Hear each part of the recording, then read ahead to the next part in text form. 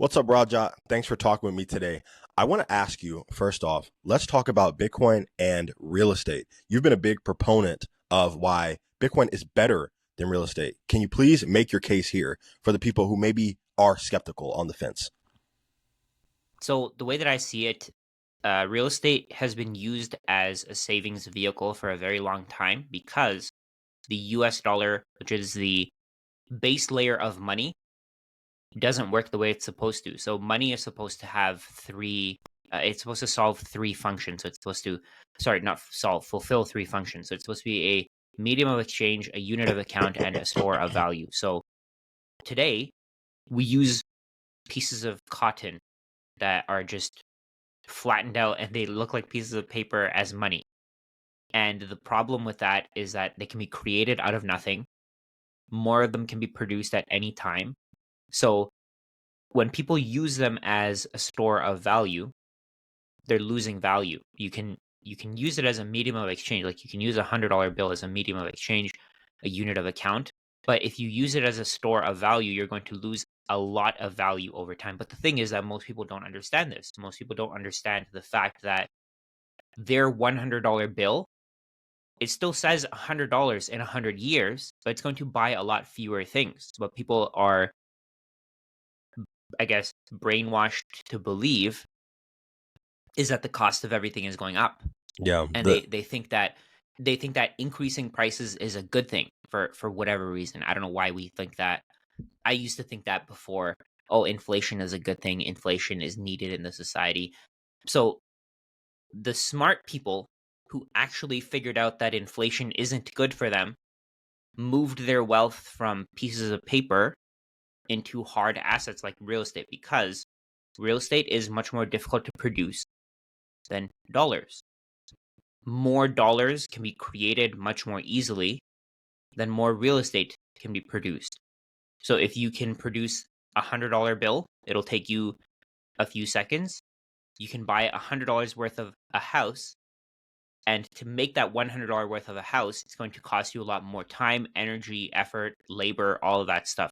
So what people are doing is because they realize that houses are harder to create than dollars, they're moving their value from dollars into houses. So the reason why I think that's a problem is because housing is a basic human necessity. We need shelter. We shouldn't be monetizing housing. We shouldn't be financializing the housing market. And the reason for that, of course, is because we need houses. If housing because it becomes something that people start hoarding and people start holding as much as they can, then it means that future generations are going to get less housing for the same amount of dollars. So let's say your job, for example, if you're earning $60,000, you're going to be able to probably not even afford a house. But 10 years ago, 30 years ago, if somebody was making $60,000, they could support an entire family.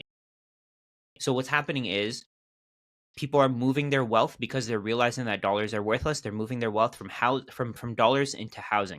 So where Bitcoin comes in here is it competes with the dollar. So today we use the dollar as a medium of exchange, unit of account, and then the people who don't quite understand finance use it as a store of value as well. What Bitcoin does is it replaces the dollar and it fulfills all of those functions without using the dollar. So you can use Bitcoin as a medium of exchange, unit of account, and store of value. But what if we flip it? Basically, housing is harder to create than dollars, but housing is easier to create than Bitcoin. So yes. because housing is easier to create than Bitcoin, the price of housing is decreasing in terms of Bitcoin because more and more houses can be produced in the same time. Not as much, more and more Bitcoin can't be produced. So over time, we're not going to have as much Bitcoin being produced every single year, every 4 years. Every 4 years, the amount of Bitcoin being produced is decreasing by 50%. So with housing, because more of them can be produced, more supply can be added to the market, demand will be fulfilled, and because demand is fulfilled, prices will decrease. And what Bitcoin does is almost like a regulator for that. So let's say you have Bitcoin you can use it to buy a house. You can spend that Bitcoin on a house if you want to. But if you don't have Bitcoin, you can't buy a house. That it's as simple as that. On the other hand, with the US dollar, it's different. If you have a house, you can borrow US dollars and you can buy another house. So I think the biggest problem with the US dollar is that it allows you to delay gratification and get instant gratification at the same time. So let's say you have a house, you can go to your bank, you can tell them that you want to borrow more dollars, which are then created out of nothing because they're easier to create than houses, and then you can spend those dollars on buying a sports car, on going on vacation, on doing this, on doing that. So there's no opportunity cost that you have to consider. You don't have to consider, oh, if I go to this house or if I go on this vacation, what am I going to lose? You don't lose anything because you can create more dollars out of nothing. So that's the biggest problem.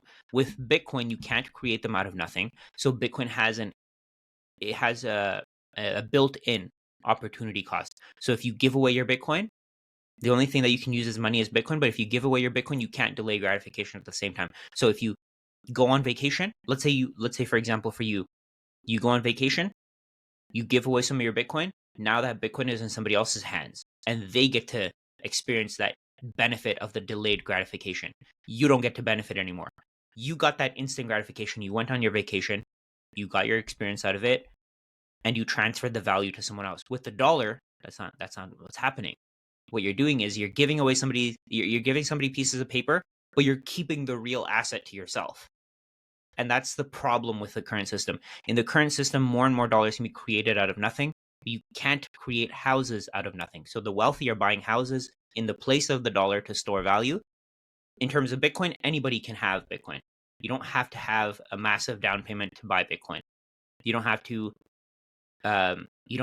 be making payments for the rest of your life. You don't have to finance your Bitcoin. Yeah, you don't You need can a just buy certain it with credit cash. line. You don't need a certain credit Exactly. line or anything like that. It's for anyone. It's an open, decentralized system. And that Yes. was a really great and deep answer. I want to go back to a couple of things, but I also want to, in a minute, touch on the idea of delayed gratification. But really quickly on the topic of housing and land banking, as it's called. I saw a short from Natalie Brunell, right, of Michael Saylor talking about how billionaires and millionaires are land banking. They're investing in real estate as a way of preserving their capital because dollars leak value over time. You touched on that when we talked about how a $100 bill still says 100, but what is it buying you? It's not buying you $100 worth of stuff, right? And this is the idea of debasement. All right. So I wanted to see if you could just touch on this idea a little bit more about how dollars get debased and how hard assets continue to hold their value and why Bitcoin continues to hold its value better than housing. This idea of Bitcoin demonetizing housing. So it goes back to the fact that houses are easier to create than Bitcoin, but they're harder to create than dollars. So whichever one is the hardest to create, people are going to put their value into. So what we're going to see is as more houses flood the market, fewer and fewer people are going to be willing to give away their Bitcoin for those houses because they know for a fact that more houses are going to be created. So less and less Bitcoin is going to be attributed to houses over time. Fewer and fewer people are going to be willing to, let's say, for example, today, the median house in the US is 4 Bitcoin, 5 Bitcoin or something Yeah. like that. But what's going to happen is over time, there aren't going to be enough people who have 5 Bitcoin to buy a house. Then there isn't going to be enough people who can buy Bitcoin, who have enough Bitcoin to buy a house for 4 Bitcoin, then 3 Bitcoin. The number of people who can buy houses are going to run out. Demand is going to be fulfilled. And prices automatically going to come down. It's automatically going to come down because there isn't enough Bitcoin to fulfill the demand of people who want 5, 10, 15 Bitcoin for their houses. So over time, because houses can be created out of nothing, because builders can basically dilute the supply of housing, they can develop more houses, they can add more houses to the market. What's going to happen is value is going to be drained from previous houses, from houses that have already been built, and it's going to be drained by housing developers because they're going to just create more houses, put them into the market, and it's going to decrease the price of every house in terms of Bitcoin. In terms of US dollars, keep in mind that house price is going to keep going up forever. because Hmm. US dollars will always be produced. Over time, they're going to get easier and easier to produce because governments have a way to borrow US dollars. The Federal Reserve can create more US dollars out of nothing. So over time, again, the price of housing will continue to rise forever in terms of US dollars. If your goal is to accumulate as many US dollars as you want to, don't hold US dollars, hold houses. But if your goal is to accumulate as much Bitcoin as you want to, don't hold houses, just hold Bitcoin. Yeah. No, I think part of the problem is people are, and Jeff Booth talks about this. He wrote the book, The Price of Tomorrow. It's a really amazing book. I would recommend to everyone. He speaks about how people are trying to measure the new system from the outside system, from the existing system. So what people see is that their house is going up in value. People who already own assets, they think that they're getting richer. But the truth is, they're actually still getting poorer relative to Bitcoin holders. And that's why I think websites like Priced in 21 or Priced in Bitcoin 21. It's an amazing website if you're able to pull that up. It's one of the most clear examples of, evidence of deflation in Bitcoin. And we're taught that deflation is like a dirty word. But the reason why is because we live in an inflationary system that relies on creating debt and creating, money out of thin air. You cannot have deflation in an inflationary system because then the people who are issuing the debt will be losing money, right? The people issuing the debt are always trying to make money, to leech off of the people and to enslave others through debt, right? And when we look on this website, essentially what we're looking at is the price of everything getting cheaper for Bitcoiners. Rajat, explain a little bit deeper what we're looking at here, and I'll also chime in at the end. So what we see here is the website Priced in Bitcoin 21. We see the price of the United States median new house. So this is the house. This is like the middle price of houses in the US, I guess you can say. So the middle price of houses, like the price in the middle of houses, is about 4.48 Bitcoin. In terms of Bitcoin, it's 4.48 Bitcoin. The median price of housing has just been increasing in terms of dollars. You can see the green line here. Because more and more dollars can be produced and added to the market, because more and more dollars can chase the current housing supply. So houses are more difficult to create than dollars. More and more dollars can keep being added to the market. Anytime somebody wants a house, they can take on a mortgage and they can buy a house. They can take supply out of the market. On the other hand, with Bitcoin, you can't do that because over time, the supply of Bitcoin runs out. The number of people who, let's say, for example, not even runs out, but the people who own Bitcoin just don't want to give it away because they know Yep. it's the best asset in the world. So what they're doing is they're keeping their Bitcoin. They're not buying houses with it. So what this does is it drives the price of everything down. So we can see here in November of 2011, the price of the median house in terms of US dollars was $214,000. It doubled. So it's gone up to about 430,000. So it went from 214 to 430. So it's literally doubled in 14 years. But in terms of Bitcoin, it's gone from 64,000 Bitcoin all the way down to 4.48 Bitcoin. So people are probably wondering, why would I even care about this? This is irrelevant. I couldn't buy a house. I didn't have Bitcoin in 2011. I didn't know about Bitcoin in 2011. I also didn't know about houses in 2011. So I missed out, stopped rubbing it in. My point is that if you held the Bitcoin instead of buying the house, think about how many houses you could buy today. So at that time, you could buy one house for 64,000 Bitcoin. Today, you can buy 15,000 houses for 64,000 Bitcoin. So if you saved the Bitcoin, you could now have 15,000 houses instead of buying the house back then. So over time, we know that houses are a inferior savings tool compared to Bitcoin. If you had saved the Bitcoin, what's 64,000 Bitcoin today? $6.4 billion. Your house would have probably remained at, well, it went from 214,000, it would have probably doubled in that time. But your Bitcoin would have gone from $214,000 all the way to $6.4 billion instead of having the house, which went from 214,000 all the way to 434,000. So over time, we're seeing that more and more value is being moved from every other market into Bitcoin. So it doesn't even have to be that people sell their houses to buy Bitcoin. They don't even have to do that. It's that as more value gets added to Bitcoin, the value gets drained from every other market, and the people who have those other assets can get less Bitcoin for their assets. So once you wrap your head around that, it becomes very difficult not to see where this is going. I think it was Robert Breedlove that said this first. He said Bitcoin is a call option on everything in the world. So what that means is if you hold your Bitcoin, it's a call option that allows you to buy whatever you want. So over time, let's say you have one Bitcoin today. Eventually, you're going to be able to buy a house with that one Bitcoin. Today, one house is 4.48 Bitcoin. Eventually, it'll be 4 Bitcoin, then 3, then 2, then 1. Then it'll be 0.9, 0.8. It sounds ridiculous. It sounds as crazy. But when you look at this in terms of Satoshis, you can really see what we mean by this. So right now, a house costs 448 million Satoshis. That's what this number is here. So one Bitcoin is 100 million Satoshis. So today, a house costs 448 million Satoshis. Eventually, people are going to be okay with getting 447 million Satoshis, 440 million, 430, 420, 410. It's going to keep dropping until the price of a house keeps going to, let's say, 100 million Satoshis. That's one Bitcoin. Then it'll go to 90 million Satoshis, 80, 70, 60. 0.9 Bitcoin sounds crazy, but 90 million Satoshis doesn't. Mm-hmm. 0.1 Bitcoin sounds crazy for a house, but 10 million Satoshis doesn't. Mm-hmm. 0.01 sounds crazy again, but a million Satoshis doesn't. So I think the Satoshis, understanding what Satoshis are really makes a difference.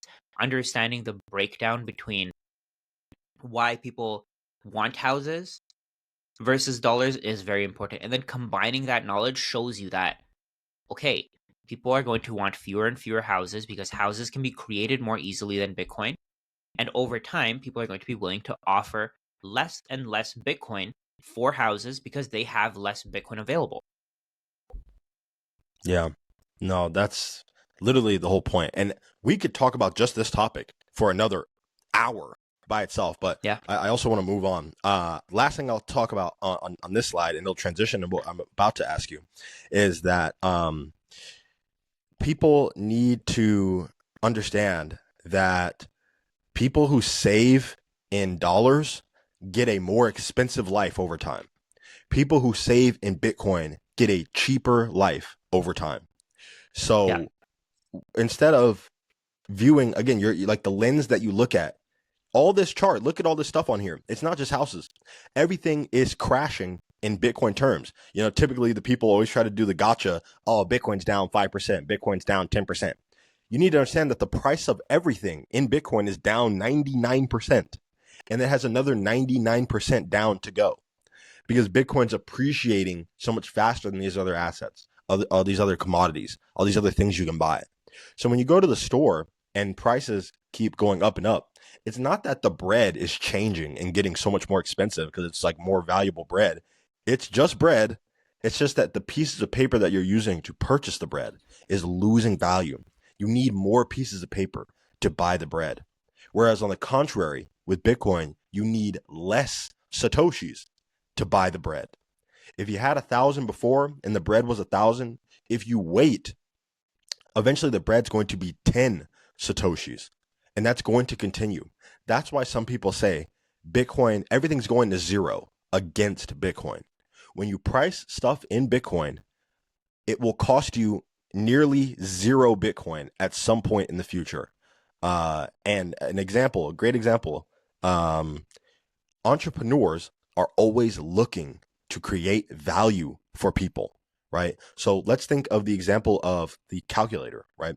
The first calculator, the handheld calculator or whatever, it was a very impressive invention. You know, people would pay a lot of money for a handheld calculator. Then more and more people started selling those, right? So we had to level up. Entrepreneurs had to level up. Oh, you know what? I'm going to find a way to put the calculator inside of your phone. I'm going to make a calculator app. It's only going to cost you $9.99. Okay. People started making more calculator apps. Okay, you know what? I can beat that price. Buy mine for $8.99. That kept going. Okay, buy mine for $9.99, $1. Buy mine for 99 cents. Eventually, the calculator app market got so saturated that you're giving away the value for free. All right. Once the value is zero, what happens? Entrepreneurs have to try to find value somewhere else. Okay. If you're a calculator app dev, there's really no more money to be made in that space. It's time to go develop something else. Bitcoin is going to drive the free market to be highly, highly efficient. That's a whole nother conversation, but understand that Bitcoin makes your life cheaper. Things get 50% off when you're living on a Bitcoin standard. No need to go to the clearance rack. Everything's on clearance when you're living on Bitcoin. But to speak a little bit more about those charts we were looking at, let's talk about delayed gratification, right? And the idea of being a saver. All right, this is not even necessarily a Bitcoin question. This is a question of understanding money and investments. So, what are your thoughts on delaying gratification? And do you think that people today have a harder time delaying gratification than any other time in history? What do you see, at least in your generation and some of the people that you know? Oh, definitely, because everything is sort of easily to access, right? I mean, you can buy whatever you want on the internet. You can have it delivered to your house at any point. You can, let's say, for example, before there were no subscriptions for certain things. Now you have subscriptions for everything. Before you didn't. Most people, this is just something that I'm guessing, but most people probably didn't rent their houses. They probably bought. But even renting is a subscription service essentially, right? What you're doing is you're borrowing something and then you're giving them a payment, and then at some point they can take it away from you. We didn't have Amazon Prime memberships before. We didn't have Netflix before. We didn't have all these different things. But now everything is just easier and easier to accumulate. It's easier to spend money today than it was before. So let's say, for example, with credit cards, you have to.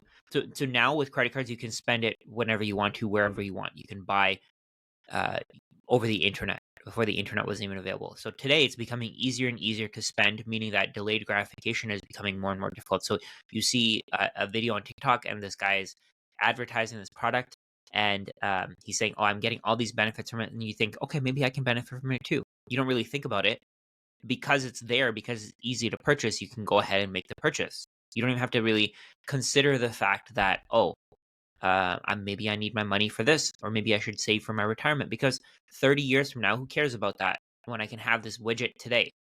So delayed gratification is becoming much more difficult. Um, and again, the reason for that is because everything is much easier to purchase over time. Everything is becoming more easy to purchase. We can, people are focusing more of their wealth on their day-to-day lives than they are on their long-term Mm-hmm. needs. So people aren't saving for retirement. I think my generation, starting from my generation, people are going to be working forever. They're never going to be able to quit their jobs. There's going to be people who, the way that I see it, it's like a K. It's like a K shape. So you start off at at a certain level. Everybody is just at a certain level. It's like a reverse arrow actually. So you have everybody starts off at a certain level, and then some people either they start going upwards with their savings, and other people start going down, because the people who actually understand how finance works, what they're doing is they're putting their money into, let's say, assets that give them more dollars over time. On the other Mm. hand, if you don't understand how finance works, you're just going to save dollars, and the value of your savings is going to continue to decrease and decrease and decrease forever. I think that's what's creating this massive wealth gap that we have today, and people have lost hope. Why Yeah. would they delay gratification when they know for a fact that their dollars are going to lose value? If they haven't done the research to understand how finance works, to understand how stocks, real estate, all that stuff is so complicated for the majority of people. If they haven't done the research to figure out how those things work, then I mean, why would they save their money? Because they know for a fact their money is going to lose value over time. They know for a fact that, like, I have this $100 bill sitting here. I don't even know for how long, but this thing has probably lost 10-15% in the time that's been sitting on my desk, Yeah. right? So why would somebody save dollar bills when they know for a fact, when they it's guaranteed that they're going to lose value? So they lose hope. They start thinking, oh, screw it, I'm just going to spend it now. And more people become, so there's high time preference versus low time preference. Low time preference is about uh, valuing your time more than goods and service. Is that what it is? So it's Yes. low time preference is valuing your future rather than your present, and high Yes. time preference is valuing your present rather than your future. So Yes. basically you have a preference for essentially convenience in a way. I think that's another way to say it. But what you're doing is when you have low time preference, you're willing to delay gratification.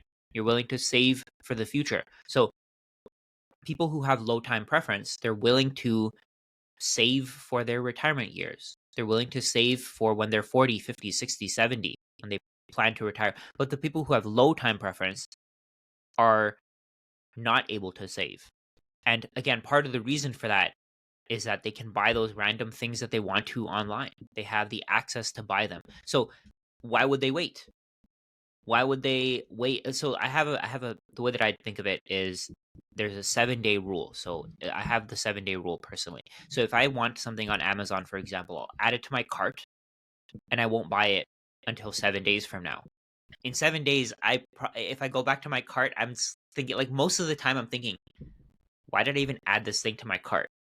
What did I need it for? But then if I bought it right away, I'd make that impulse purchase. I'd spend that money. I would get instant gratification from the purchase. I think some people are just they get gratification from the actual purchase, like from the process of buying something. They don't even get the Yes. gratification from the actual thing because Yeah. they're thinking, oh yeah, maybe this is something that I'll value, and it's the anticipation of getting whatever it is that they Yep. value. Yep. It's an addiction to consumerism. Man, there is so much Yes. content there. Like, and again, we can talk about this for so many hours, but it's Yeah. just this idea of people not having any vision for the future because the future does not exist for them. It's already been decided. And that future is very bleak. All right. They have no money. They have no outlet for how things could get better. And like you said, when it comes to trying to do the research to understand money, where money comes from, how we can preserve our purchasing power, all these different things, no one's teaching that in school. And there's no real push for people to educate themselves outside of school. Most people have not read a book after they complete high school. You know what I mean? Like, because there's no point. They finish high school, they're like, oh, thank goodness. I don't have to do that anymore. You know, no more reading, just me punching the time clock, and it's really a tragedy of our times, and part of the amazing thing of Bitcoin is it's not this thing where, oh, well, I need to do, 10,000 hours of research and I need to get a master's degree in economics and finance. Bitcoin actually simplifies finances for us. Some people use the cop out. Oh, Bitcoin's too complicated. I can never get it. People at my job tell me that a lot. I'm the Bitcoin guy at my job, of course. I'm not annoying about it, but I have like a Bitcoin mouse pad at my little desk job. It's, kind of cute, and I'll wear my little polo. But people say, oh, well, it's too complicated. I can never understand Bitcoin. It's too complex. Like, no. Bitcoin is the most simple thing that you could learn about in order to understand finances. All right. You buy and hold. And then from there, you watch your savings go up, and then that will pique your curiosity. Oh, what is this thing? How is this happening? Then you'll have a yearning for knowledge. You'll want to understand it a little bit more. I would suggest that everyone study Bitcoin before buying it because, like, you don't want to buy things you don't understand. But in the world of instant gratification, that's why people chase meme coins. Okay, they chase all this crazy nonsense because some random influencer dork, all right, told them on TikTok, hey, I made 500x from this coin that I made, by the way, and that I own 95% of. Go buy my Hawk Tua coin, please.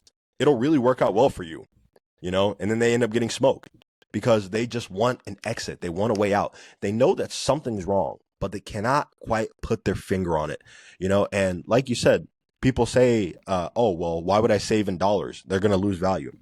I don't even think most people know that.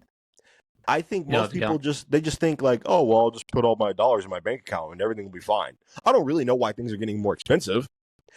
The problem is the dollars are losing value, so it's just a reframing of your mindset.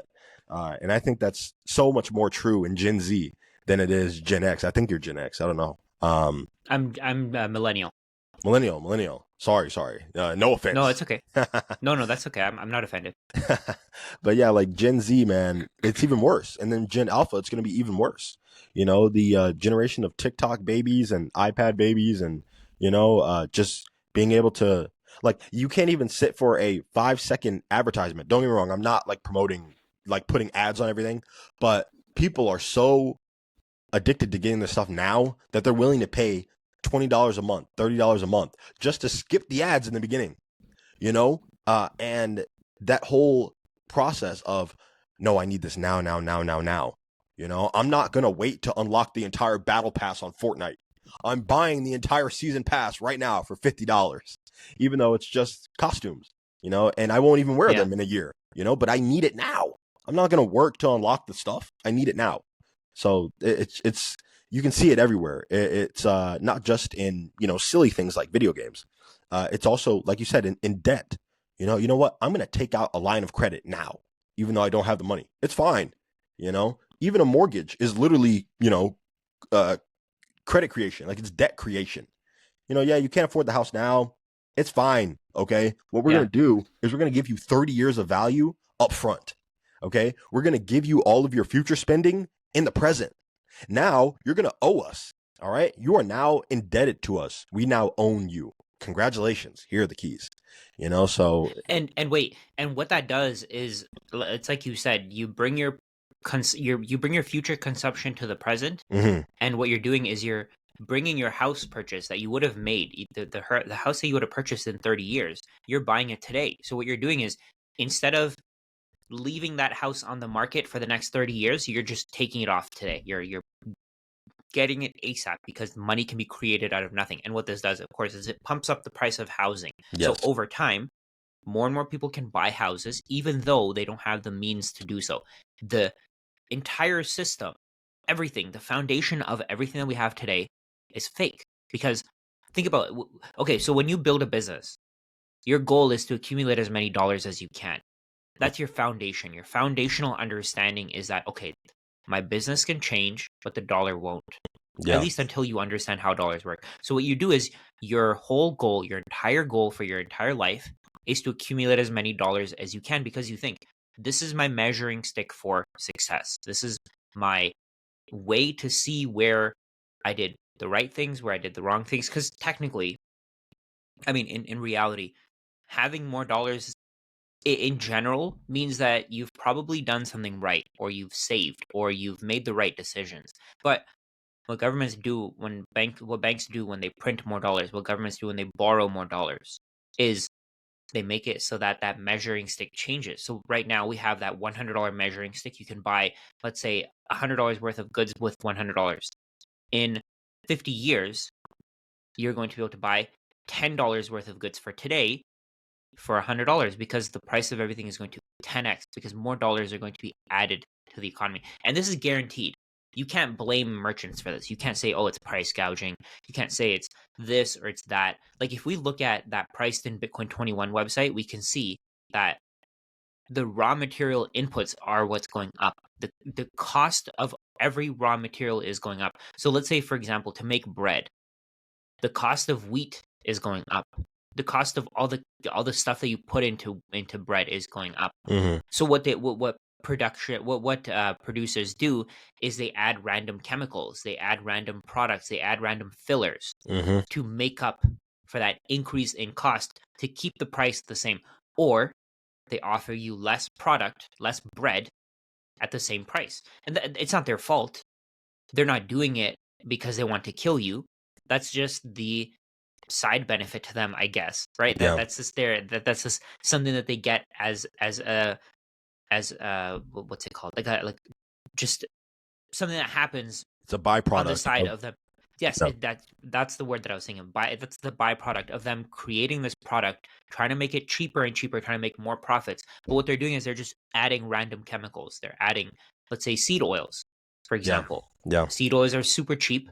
Like, you can buy a bunch of vegetable oil for like $10. You can just dump it into your bread, and instead of using higher quality oils like olive oil, instead of using butter, instead of using coconut oil, they're using canola oil, because canola oil is a half or a third of the price, or a quarter of the price.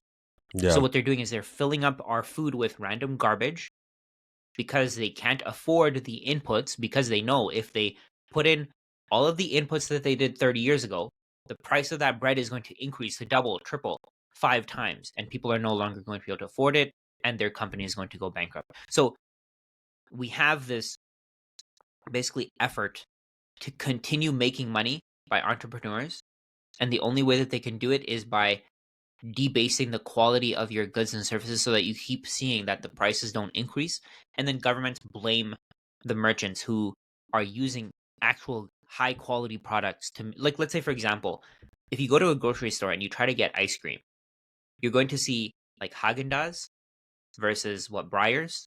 Yeah. It's like the shittiest quality ice cream in the world. Yeah. And if you look at the ingredients, that's where you see it, right? If you look at the ingredients for Breyers ice cream, you're gonna see, oh, this or that monosodium, whatever the hell Yeah. they put in, like Some stuff all I these can't random pronounce. oils, You know what I mean? Some stuff from my high right? school chemistry class.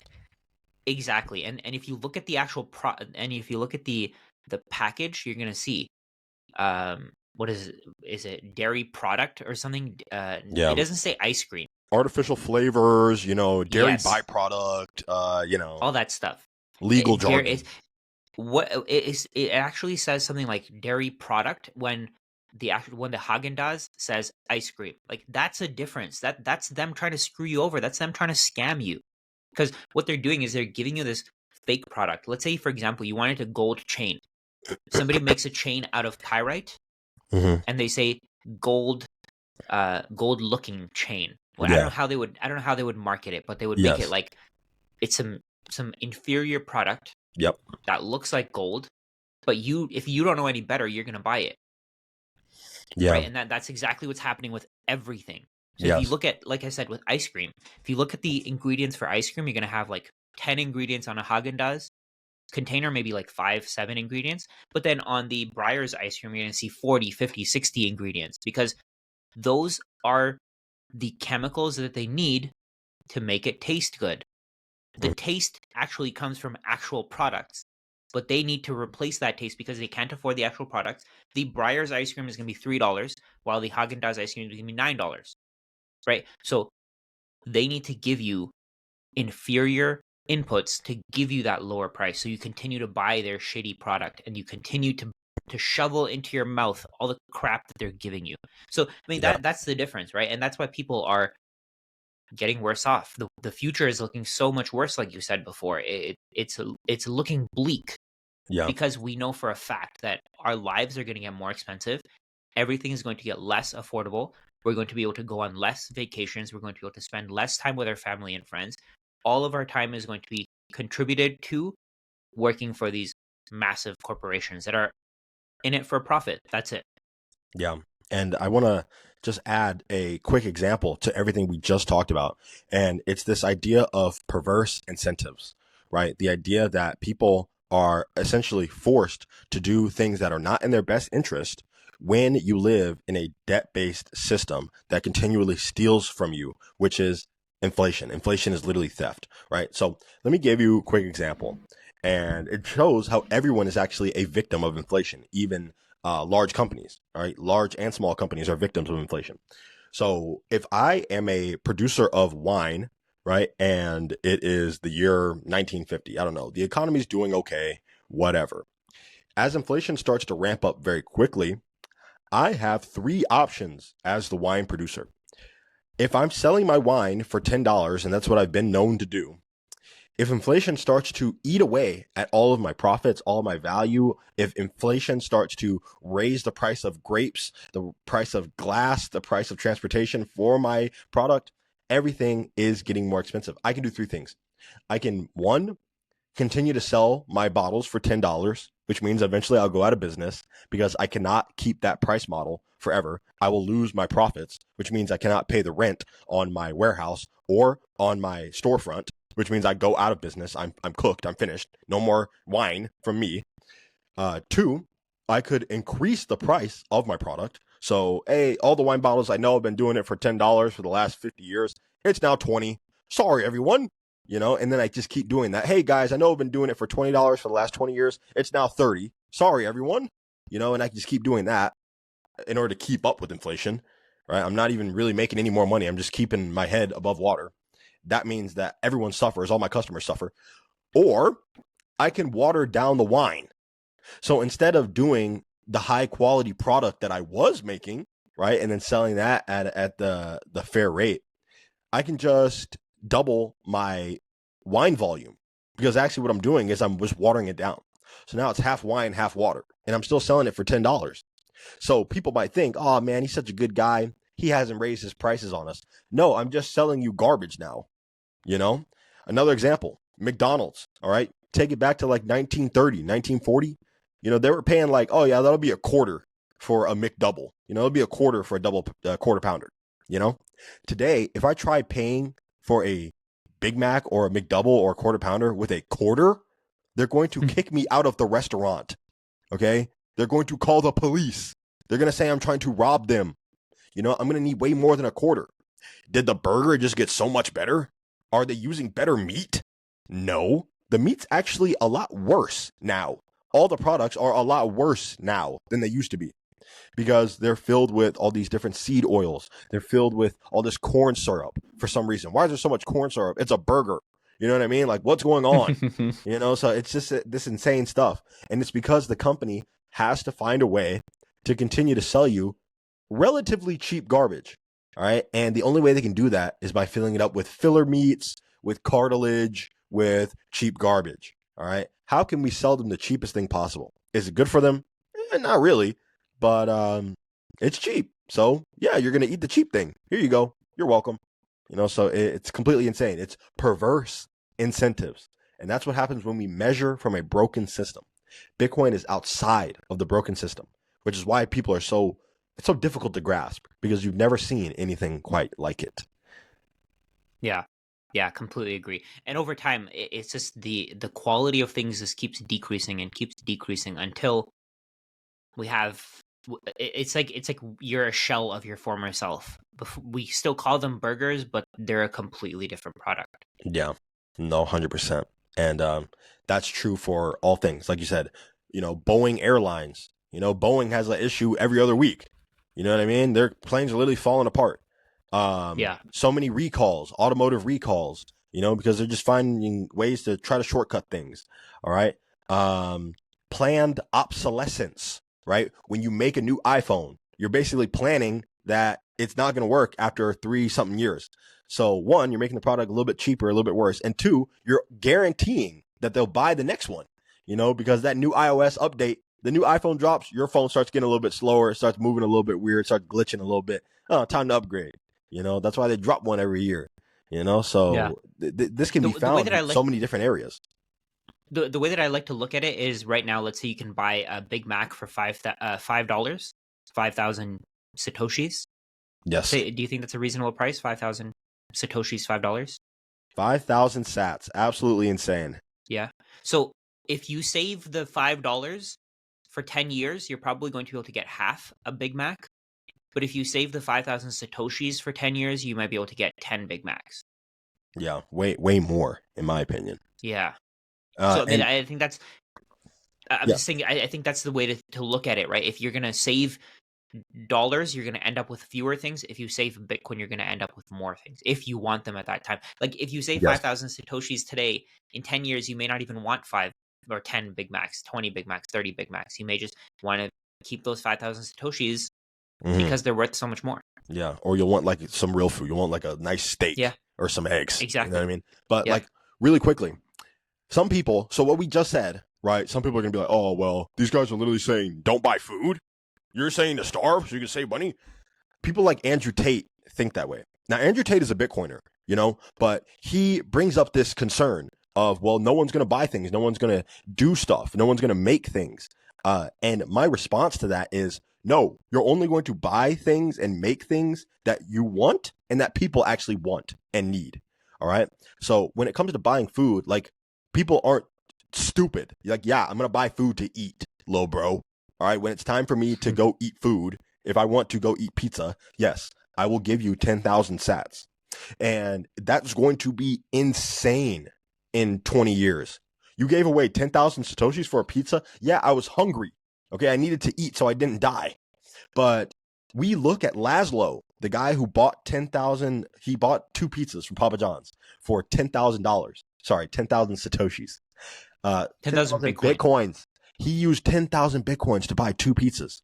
And we look back at him like, oh my God, he's an idiot. He's insane, blah, blah, blah, blah, blah.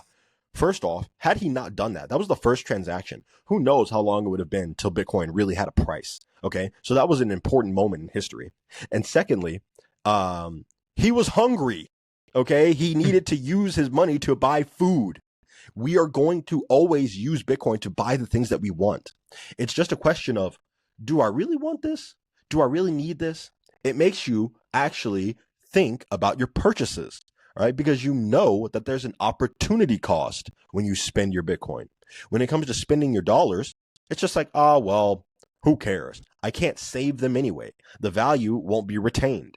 You are incentivized to be a consumer, a massive spender in an inflationary system. In a deflationary system like Bitcoin, right? At least where the value is deflationary, you are incentivized to double, just to think, just to stop for a second and think. Do I really need all of this garbage that's being pushed to me from these advertisers who are tracking everything that I'm doing? You know, what is their incentive? Do they have a perverse incentive? Why are they trying to push this on me? What will I use this for? How long will I use this thing? You know, so that's the mindset shift that happens on a Bitcoin standard. Yeah. Yeah, I completely agree. It makes you think, why would I give this thing away to buy something I don't need? I think with in the legacy system, it's a little bit different because let's say you buy stocks, you buy real estate, you expect that you're going to continue to get cash flow forever. So you don't really have to give away your asset to buy whatever you want. But on a Bitcoin standard, it's different. You don't get cash flow from your Bitcoin. So the cash flow, the time value of money is basically built into your Bitcoin.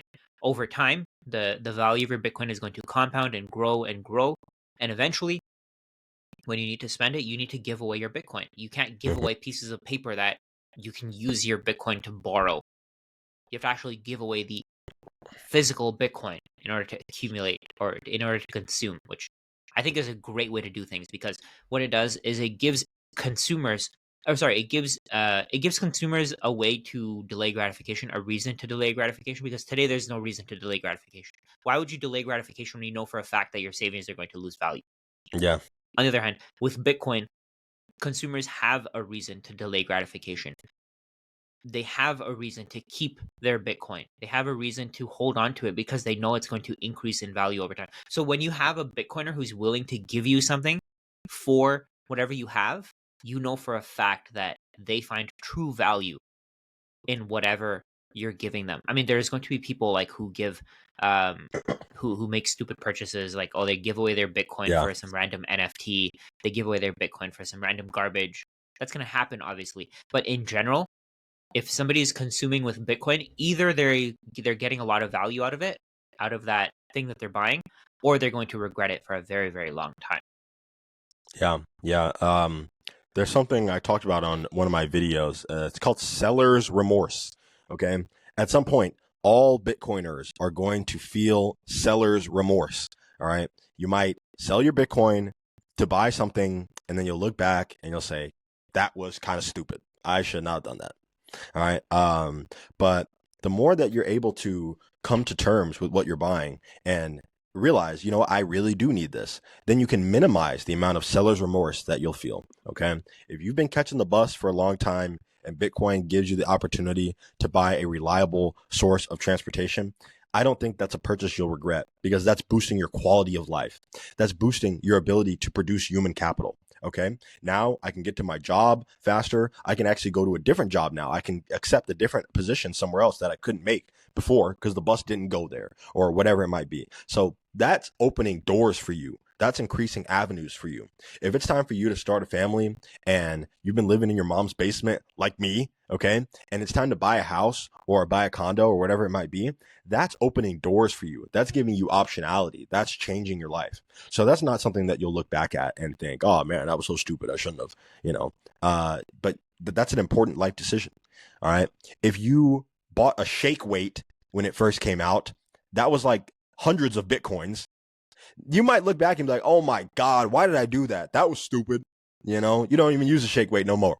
You know, so The way that I like to look at it is if you're going to spend your Bitcoin, spend it on something that will increase your income in the future. yeah, Like for example, when I spent my Bitcoin, keep in mind for my mic, I spent it on my lighting setup. Yep. I spent it on my camera. Yep. And to me, that was a great decision because it generated more Bitcoin over Yeah, time. it's going to get you your money back, Yes. you know?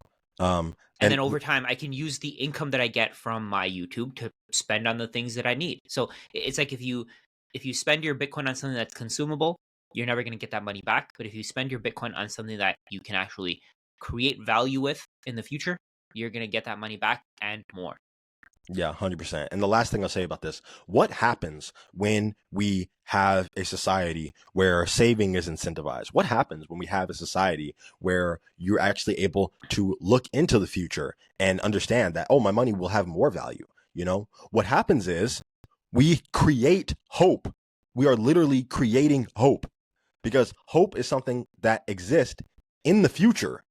You know what I mean? So when you think about hope as a concept, it's not something that necessarily exists in the present. Hope is something that you have for the future, for the most part, right? And without hope, it's hard to envision what the future looks like. When you have a society that's pushed to spend, consume in the now and not think about the future, you really have no hope. That's what we're saying when we talk about Gen Zers having a really high preference for the now and having no vision of the future. It's because they have no hope for the future. That future doesn't exist for them. And if it does, it's really ugly and they don't want to go there, right? Whereas Bitcoin makes you excited about the future. It energizes you about the future. It makes you want to get active. It mobilizes you to make products that people are going to want in the future. All right. It makes you want to build for the future. Okay. What is saving? Saving is life insurance in case you live.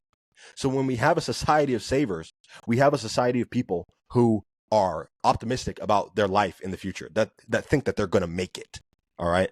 And when you think you're going to make it, you want to make the future better. You don't want to make the future worse for yourself and other people. So it's awesome. I think it goes deeper than that because I mean that's a really great point as well. But there's also, if you save, you can take more risks. You can start a business, for example. Yep. Let's say you have if you have $10,000 saved over time, that $10,000 is going to lose value. So your $10,000 won't be able to buy you the same amount of things. But over time, if you save Bitcoin, that value of that Bitcoin is going to increase and increase and increase until you can take risks. So let's say, for example, we both have YouTube channels. We started YouTube channels. If we didn't have the savings, the time, the energy to do this, then we wouldn't be able to take this risk to create a YouTube channel.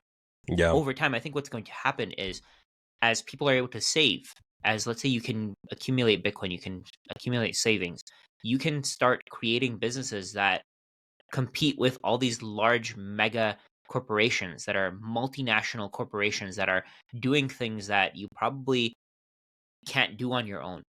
But because of technology, because of savings, we can compete with them. Like let's say your channel, for example, you're not at the scale yet, but eventually you might be able to compete with somebody like CNN. Yeah. Because you took the risk. Yeah. Right? You're probably going to have more viewers than CNN at some point because the value that you're creating by sacrificing your savings today, not by not getting instant gratification. Like instead of recording this podcast, we could easily go out and do some whatever we want to, right? We could go play a video game. We could go watch TV. But what we're doing is we're delaying gratification. We're recording this podcast in hopes that at some point somebody will watch it. We'll get ad revenue out of it. We'll help other people to accumulate and discover Bitcoin. And the only reason why we can do that is because we have savings. If we didn't have savings, we wouldn't have the option to do this. We'd be working our third, fourth, fifth job. Yeah. Yeah. Because like savings it just gives you the opportunity to do what you want. It just opens doors for you. You know? Optionality. Yeah. And that's what the modern day slave is. It's someone who has no option. You know, okay, your shift number 1 ended. Time to go to shift number 2 because you can't live off one job. You got to live off 2. You know, and that's going to continue to get more and more normalized. Your little gig job, the gig economy is going to continue to blow up because your normal job's not enough.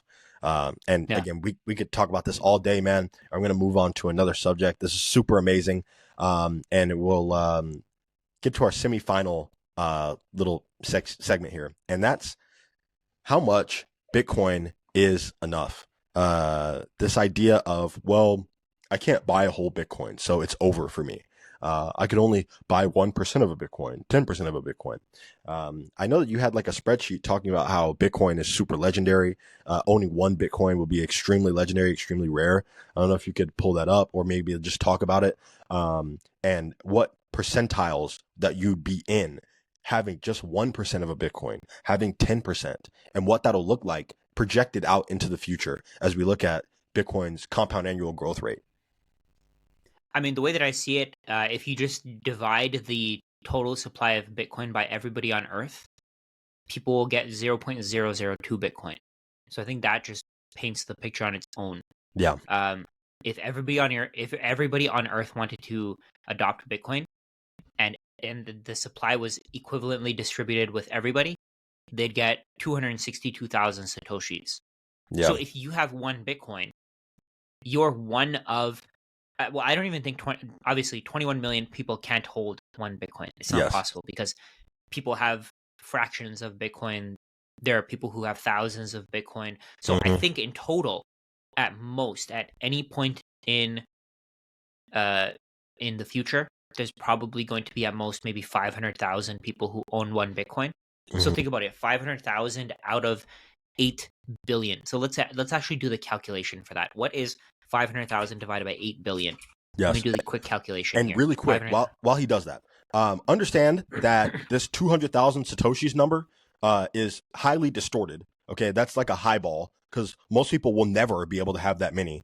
And secondly, 200,000 sats, that's for your entire lifetime, by the way, because they're not making any more Bitcoins. So if we were to evenly distribute to 21 million to 8 billion people, it's about 200,000 sats per person. That's for your whole life. So that's crazy. Let that sink in. You have the opportunity to buy someone's lifetime earnings right now for like, I don't even know, $200, something like that. Yeah. So if we take a look at 500,000 people, let's say 500,000 people can hold a whole coin. That's 0.00625% of people. That's not even 1%. That's less than 1% of people in the world can hold one whole Bitcoin. So that's like, what is that? What is that?